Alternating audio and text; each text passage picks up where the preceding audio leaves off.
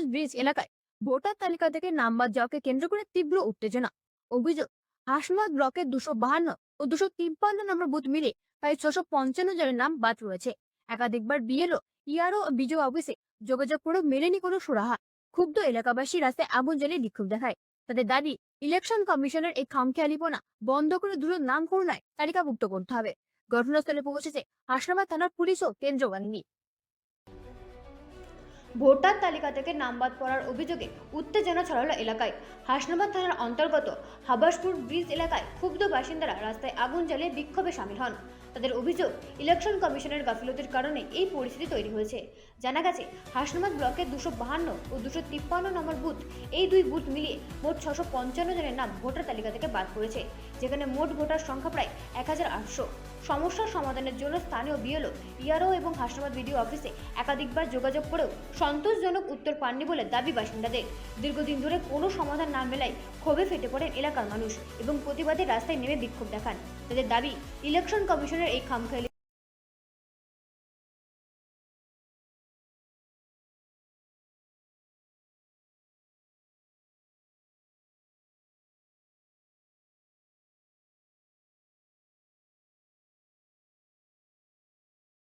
বন্ধ করতে হবে এবং যাদের নাম বাদ পড়েছে দ্রুত তা পুনরায় ভোটার তালিকায় অন্তর্ভুক্ত করতে হবে।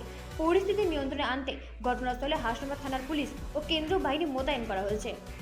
ব্যুরো রিপোর্ট, রাজধানী news network.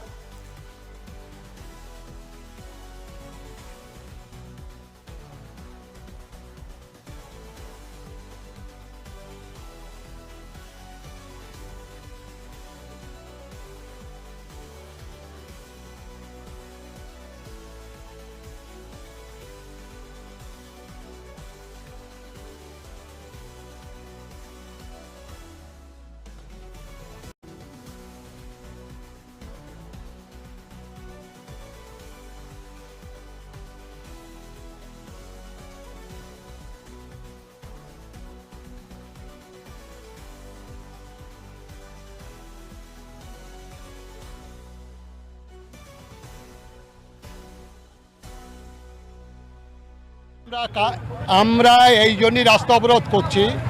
Election commissioner Ganesh কুমারের খামখেয়ালি যে লিস্ট বার হচ্ছে, এই লিস্টের বিরুদ্ধে যে বুথে দাঁড়িয়ে আমরা আজকের এই বিক্ষোভ প্রদর্শন করছি, এই বুথটা হলো 252 এবং 253 নম্বর বুথ।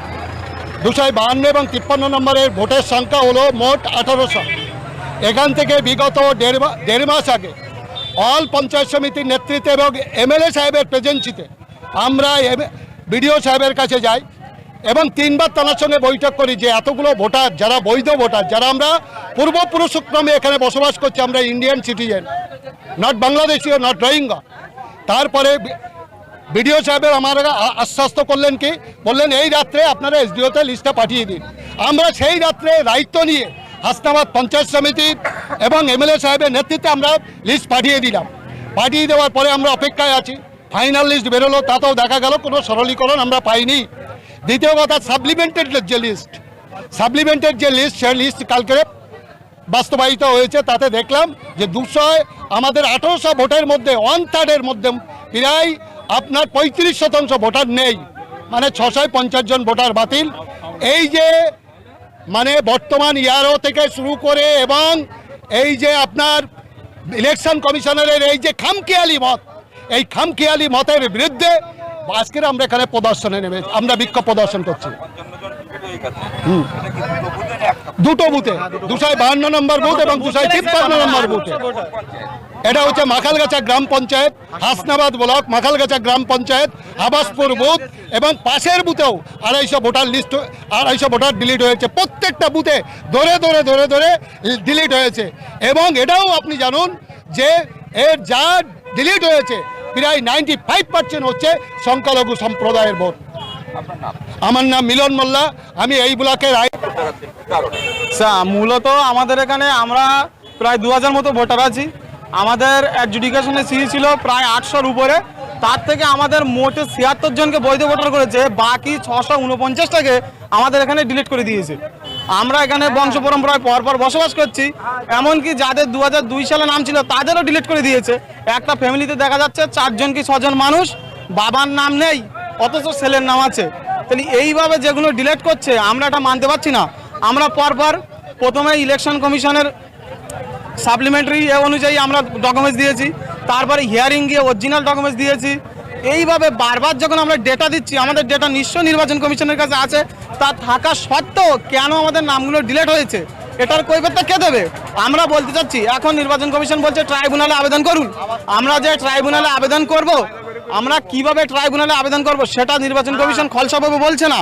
তাছাড়া আমরা এখন বলতে চাচ্ছি, আমাদের বক্তব্য, আমরা আমাদের এই ডকুমেন্টসগুলো এখন কোথায় গেলে আবার পুনরায় চেকিং করাতে পারবো, সেই কৈফিয়তটাকেও কে দেবে?